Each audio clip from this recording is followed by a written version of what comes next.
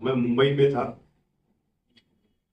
और मुंबई में महाराष्ट्र के जो इलेक्शन ऑफिसर है चोकलिंगम साहब, उनसे मैंने मुलाकात की।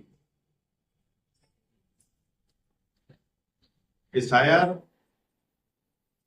का घर घर सर्वे कब होगा, इस ताल्लुक से मैंने उनसे तफसील बातचीत की।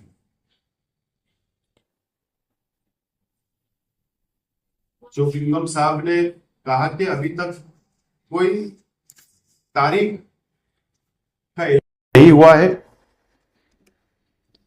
और मैंने दूसरा सवाल किया कि अगर आप घर जाओगे तो क्या पेपर डॉक्यूमेंट लगने वाले हैं आवाम को एसआईआर के लिए सबूत के तौर पर देने के लिए।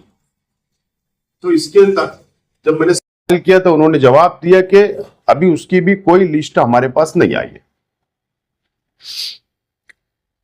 मैपिंग चल रहा है एसआईआर का। 2002 की यादी और आज की यादी से, वोटर लिस्टों की 2002 की यादी और आज की यादी से मैपिंग चल रहा है पूरे महाराष्ट्र के अंदर। आज मालेगांव सेंट्रल असेंबली हल्का और मालेगांव आउटर असेंबली हल्का के ताल्लुक से मैंने मालूमात लिया। मालूमात 70% आज भी मालेगांव सेंट्रल असेंबली हल्के के अंदर टोटल वोट वो 3,36,150 वोट है। उसमें से 2,37,495 वोटरों का मैपिंग हुआ।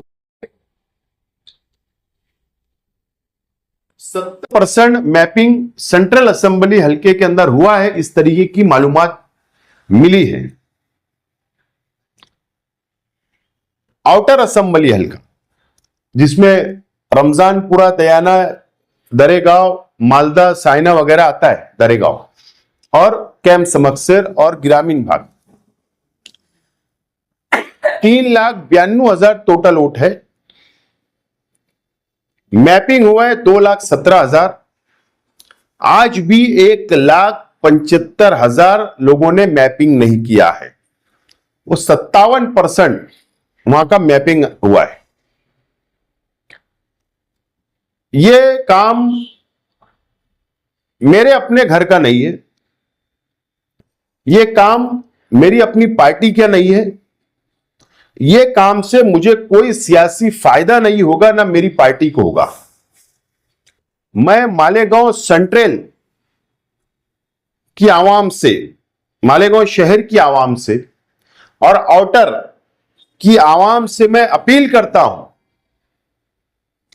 कि जो रमजान महीने के बाद, ईद के बाद से जो रफ्तार थी,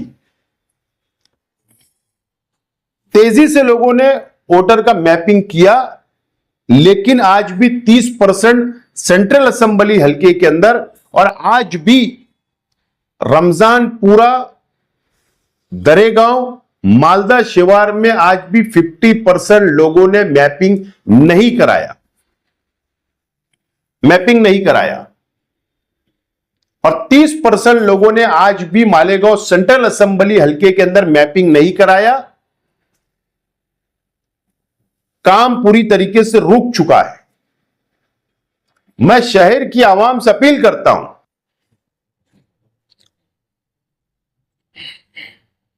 कि मैपिंग के बहुत कम दिन बचे हुए, ऐसा मान के चलिए 10 दिन हमारे हाथ में है। आज भी हमारे पास वक्त है। आज भी हमको बेदार हो जाना चाहिए शहर की आवाम को। शहर की आवाम बेदार हो जाए। 10 दिन अगर हमारे हाथ में है तो मैपिंग हम लोगों को कर लेना चाहिए। बीएलओ के पास जाकर 2002 की यादी और अभी की यादी का उनको सबूत देकर, या बीएलओ के पास होगा, उनसे राब्ता करके, उनसे मुलाकात करके मैपिंग करा लेना चाहिए। मैं अपील करता हूं मैं हाथ जोड़ के अपील करता हूं शहर की आवाम से, हमको सबक लेना चाहिए। शहर की आवाम ने भी और महाराष्ट्र की आवाम ने भी सबक लेना चाहिए हमको बिहार की आवाम से। बिहार के अंदर क्या हुआ? 70 लाख वोट काट दिए गए। 70 लाख वोट हुआ क्या? मैपिंग, वहां पर एसआईआर हुआ। एसआईआर के बाद में वहां पर असेंबली का इलेक्शन होता है और असेंबली के इलेक्शन में भारतीय जनता पार्टी बीजेपी की सरकार आ जाती है, फुल मेजॉरिटी के अंदर आ जाती है। और वहां पर भी यही आरोप आया कि माइनॉरिटी के 70% लोगों वोटरों के वोट काटे गए एसआईआर के नाम पर बिहार में भी। हमारे सामने अभी एक इलेक्शन चल रहा है बंगाल का, जहां पर बंगाल में 32% मुस्लिम आबादी है, मुसलमानों की आबादी है। वहां पर कुछ डिस्ट्रिक्ट ऐसे है जो कल वोटिंग हुई, अक्सरियत में मुसलमानों की आबादी है। अक्सरियत में 152 सीट के ऊपर कल वोट हुआ तो 80 सीट ऐसी थी जहां पर अक्सरियत मुसलमानों की है। वहां पर उस बंगाल के अंदर एसआईआर होता है तो 91 लाख लोगों के नाम काट दिए जाते हैं। और कल का जो फेस था 152 जगह की सीटों के ऊपर जो इलेक्शन हुए, उसमें कुछ जगह पर तो कुछ डिस्ट्रिक्ट के अंदर 9 लाख वोट एक डिस्ट्रिक्ट के अंदर काट दिए गए। कई 40 लाख वोट काट दिए गए एक एक डिस्ट्रिक्ट में, एक एक जिले में। तो हमको सबक लेने की जरूरत है शहर की आवाम को भी और महाराष्ट्र की आवाम को भी, कि अगर हम बेदार नहीं हुए तो यह बात भी हमको भूलना नहीं चाहिए।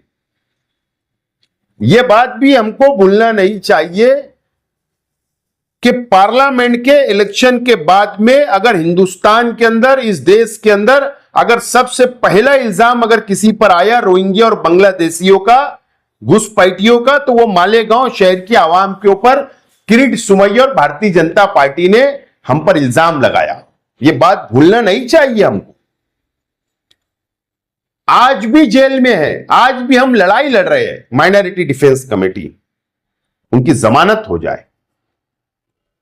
बिहार के अंदर जो मुद्दा, बंगाल में जो मुद्दा चल रहा है इलेक्शन का, भारतीय जनता पार्टी की तरफ से यह बात को उठाया जा रहा है कि घुसपैठियां जो बांग्लादेश से आए हैं, हमारी सरकार आएंगी तो इनको बांग्लादेश भेज दिया जाएगा, जबकि वो हिंदुस्तानी है। हम मालेगांव के आवाम भी हिंदुस्तानी है, हम यहां पैदा हुए, यहां बड़े हुए, यहां तालीम ली, आज भी हमारे वोटर लिस्टों में नाम है। लेकिन एक साजिश के तहत इस मुल्क के अंदर लाखों नहीं करोड़ों नाम हमारे काट दिए जा रहे हैं और कल फिर हमारे ऊपर कोई इल्जाम आएगा। आज वक्त हमारे अपने पास है। मैं शहर की आवाम से अपील करता हूं, सियासी लोगों से, तमाम ही सियासी पार्टियों से के वर्करों से, कॉरपोरेटरों से अपील करता हूं कि हमको बेदार होना है और आवाम ने बेदारी बताने की जरूरत है। आज कल मेरे लिए कोई इलेक्शन कल नहीं है कोई, लेकिन नाम कट जाएगा, उसके बाद मुसीबत आएंगे, हम उसका इंतजार ना करें। आज मैपिंग का वक्त है, मैपिंग कराए, ये मैं अपील करता हूं। दूसरी बात कि जब ये मैपिंग का वक्त खत्म होगा, जब एसआईआर डिक्लेयर हो जाएगा कि अब घर घर सर्वे होगा, उस वक्त जो जो सबूत लगने वाले हैं, जिन लोगों के नाम यादी में नहीं मिलेंगे, उन लोगों को सबूत के तौर पर पेपर देना होगा। तो पेपर जो लगेगा, हम उसकी रहनुमाई तो करने वाले हैं, हमारे पार्टी के प्लेटफॉर्म से हम लोग उसकी मदद करने वाले हैं। मैं चंद दिनों के अंदर क्या पेपर लगेंगे, कैसा लगेगा, क्या लगेगा, मैं उसके लिए रहनुमाई शहर की आवाम को करूंगा। घर घर तक हमारे वर्कर, हमारे कार्यकर्ता जाकर उनको समझाने की कोशिश करेंगे। पेपर राइटिंग में हम लोग उनको सबूत क्या लगने वाला वो देने वाले हैं, तो उसका इंतजार ना करें। क्या हुआ, जब सबूत देने के बाद भी नाम काट दिए गए 91 लाख लोगों के बंगाल में, तो उनके लिए फिर अपील का मौका दिया गया उनको कि तुम अपील दो, सबूत दो। लाखों लोगों ने अपील दाखिल की, लेकिन फैसला 138 वोटरों का आया सिर्फ। लाखों लोगों ने अपील दाखिल की, बाद में फैसला आया, सुनवाई हुई तो 138 वोटरों के नाम सिर्फ बढ़ाए गए। तो हम क्या वो इंतजार करेंगे क्या? बहरहाल हम रहनुमाई मुकम्मल करेंगे। मैं शहर के आवाम से अपील करता हूं, वक्त कम है, फौरी तौर पर हम लोगों को मैपिंग के लिए बीएलओ के पास जाना है, उनसे कांटेक्ट करना है और हमको मैपिंग कराना है। नंबर 2,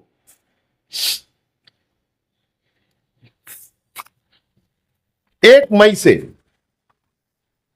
15 मई तक, मैं कल मुंबई था, आपको पता है, 1 मई से 15 मई तक जनगणना का एक ऐप निकाल रही है गवर्नमेंट, जो जनगणना का वो मैंने जो मालूमात लिया उस आधार पर बोल रहा हूं मैं,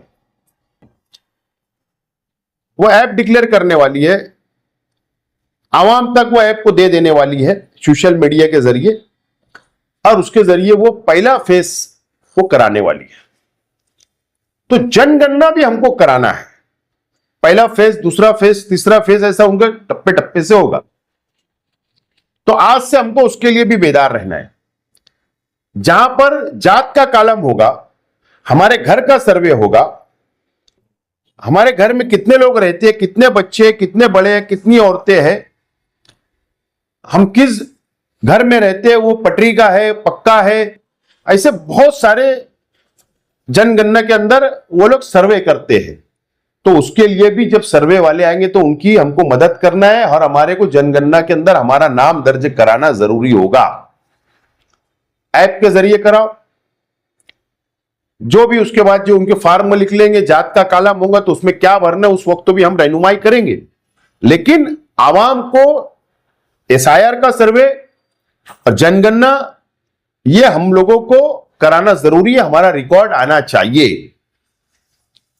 ये बहुत बड़ी साजिश है मुल्कों के अंदर जो चल रही है, वो इस देश के माइनॉरिटियों को नुकसान होगा, टारगेट करने के लिए इस तरीके की साजिश Bharatiya Janata party election commissioner of India को हाथ में लेकर ये तमाम ही चीजें कर रही है।